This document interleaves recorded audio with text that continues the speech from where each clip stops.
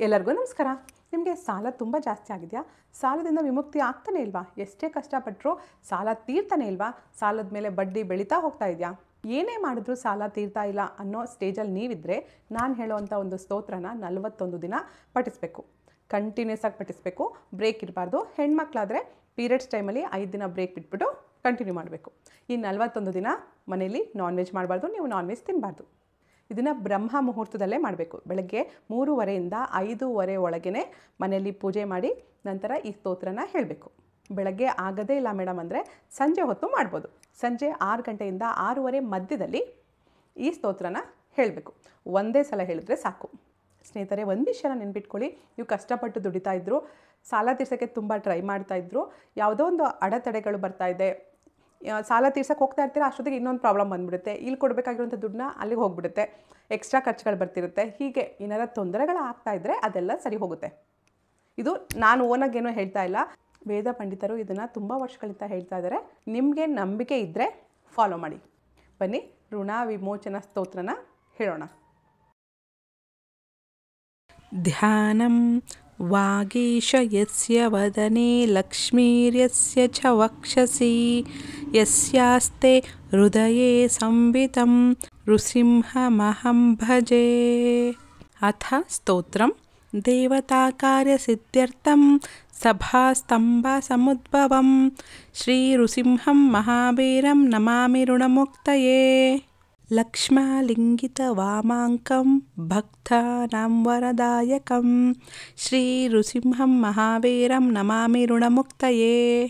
ಆಂಧ್ರಮಾಲಾಧರಂ ಶಂಖಚಕ್ರಾಬ್ಜಯುಧಧಾರಿಣಂ ಶ್ರೀ ನೃಸಿಂಹಂ ಮಹಾವೀರಂ ನಮಾಮಿ ಋಣಮುಕ್ತಯೇ. ಸ್ಮರಣಾತ್ ಸರ್ವಪಾಪಾಗ್ನಂ ಕದ್ರೂಜವಿಷನಾಶನಂ ಶ್ರೀ ನೃಸಿಂಹಂ ಮಹಾವೀರಂ ನಮಾಮಿ ಋಣಮುಕ್ತಯೇ. ಸಿಂಹನಾದೇನ ಮಹತ ದಿಗ್ವಿದಿಗ್ಭಯನಾಶನಂ ಶ್ರೀ ನೃಸಿಂಹಂ ಮಹಾವೀರಂ ನಮಾಮಿ ಋಣಮುಕ್ತಯೇ. ಪ್ರಹ್ಲಾದವರದ ಶ್ರೀಶಂ ದೈತ್ಯೇಶ್ವರ ವಿದಾರಣಂ ಶ್ರೀ ನೃಸಿಂಹಂ ಮಹಾವೀರಂ ನಮಾಮಿ ಋಣಮುಕ್ತಯೇ. ಕ್ರೂರಗ್ರಹೆಂ ಪೀಡಿತಾನಾಂ ಭಕ್ತಾನಾಮ ಭಯಪ್ರದಾಂ ಶ್ರೀ ನೃಸಿಂಹಂ ಮಹಾವೀರಂ ನಮಾಮಿ ಋಣಮುಕ್ತಯೇ. ವೇದ ವೇದಾಂತ ಯಜ್ಞೇಶಂ ಬ್ರಹ್ಮರುದ್ರಾದಿವಂದಿತಂ ಶ್ರೀ ನೃಸಿಂಹಂ ಮಹಾವೀರಂ ನಮಾಮಿ ಋಣಮುಕ್ತಯೇ.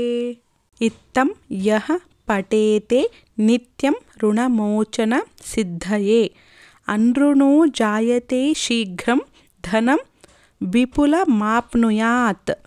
ಸರ್ವಸಿದ್ಧಿಪ್ರದಾಂ ಋಣಾಂ ಸರ್ವೈಶ್ವರ್ಯಪ್ರದಾಯಕಂ ತಸ್ಮಾತ್ ಸರ್ವಪ್ರಯತ್ನೇನ ಪಠೇತ್ ಸ್ತೋತ್ರಮಿದಂ ಸದಾ.